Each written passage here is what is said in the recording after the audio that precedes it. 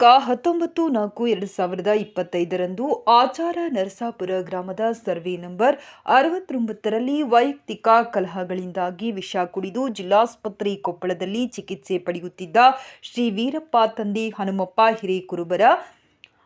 ಆಚಾರ ನರಸಾಪುರರವರು ಚಿಕಿತ್ಸೆ ಫಲಕಾರಿಯಾಗದೆ ಮರಣ ಹೊಂದಿದ್ದು ಪ್ರಯುಕ್ತ ಇಂದು ಮಾನ್ಯ ತಹಶೀಲ್ದಾರರು ಶ್ರೀಯುತ ಯು ನಾಗರಾಜ್, ತಹಶೀಲ್ದಾರರು ಗಂಗಾವತಿರವರು ಆಚಾರ ನರಸಾಪುರ ಗ್ರಾಮದಲ್ಲಿ ಸದ್ರಿ ಮೃತ ಕುಟುಂಬ ಸದಸ್ಯರನ್ನು ಭೇಟಿಯಾಗಿ ಸಾಂತ್ವನ ಹೇಳಿದರು. ಹಾಗೂ ಸದ್ರಿ ಮೃತ ವ್ಯಕ್ತಿಯ ಮಗನಾದ ಯಲ್ಲಪ್ಪ ತಂದೆ ವೀರಪ್ಪ ಹಿರೇಕುರುಬರ್ ಆಚಾರ ನರಸಾಪುರರವರು ಅದೇ ಸಂದರ್ಭದಲ್ಲಿ ವಿಷ ಕುಡಿದಿದ್ದು ಜಿಲ್ಲಾಸ್ಪತ್ರೆ ಕೊಪ್ಪಳದಲ್ಲಿ ತೀವ್ರ ನಿಗಾ ಘಟಕದಲ್ಲಿ ಚಿಕಿತ್ಸೆ ಪಡೆಯುತ್ತಿದ್ದಾರೆ.